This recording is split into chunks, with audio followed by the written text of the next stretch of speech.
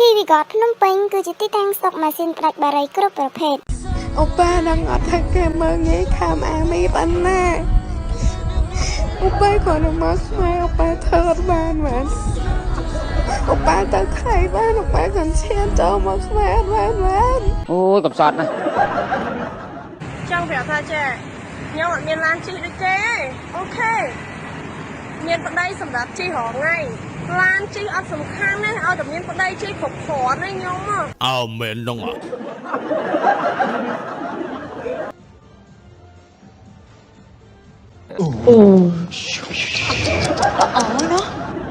កុំឲ្យគេថាខ្ញុំប៉ិនស្លាកគេពេកចឹងយើងពាក់ទៅបើគេឃើញថាយើងស្លាកគេ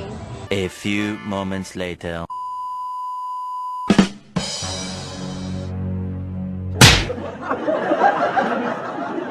អូខេបូធ្លាប់បាញ់ជីងចក់អត់ហើយបាញ់ទាំងពីរអាយុប្រមាណអូមិនបាច់ចង់បាញ់ជីងចក់ស្លូតសោះបាទអត់ដឹងដែរប្រហែលជាហ្គេមខ្មែរ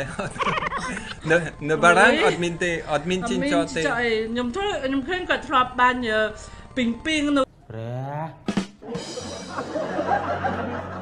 ខ្ញុំសាន់មូនចង់លេងបានខឹងខ្ញុំស្អប់ខ្ញុំអាចជេរមិត្តភក្តិខ្ញុំបានចេះអាណាចេះមកស្រី PV កតភ្នំពេញគឺជាទីតាំងស្តុកម៉ាស៊ីនផ្ដាច់បារីគ្រប់ប្រភេទមានឱកាសបន់ចូលឆ្នាំថ្មីខាងមុខនេះលោកអ្នកទិញ2ឈុតថែមជូន1ឈុតនិងទិញ1ឈុតហ្វ្រីទឹក2ឈុតផុតកំណត់ត្រឹមថ្ងៃទី13មេសាខាងមុខនេះដឹកជញ្ជូន25ខេត្តក្រុងបោះដុំហើយនឹងរាយទំនាក់ទំនងតាមលេខទូរស័ព្ទ096 83 42 039និងតាមរយៈ Facebook នីវីកត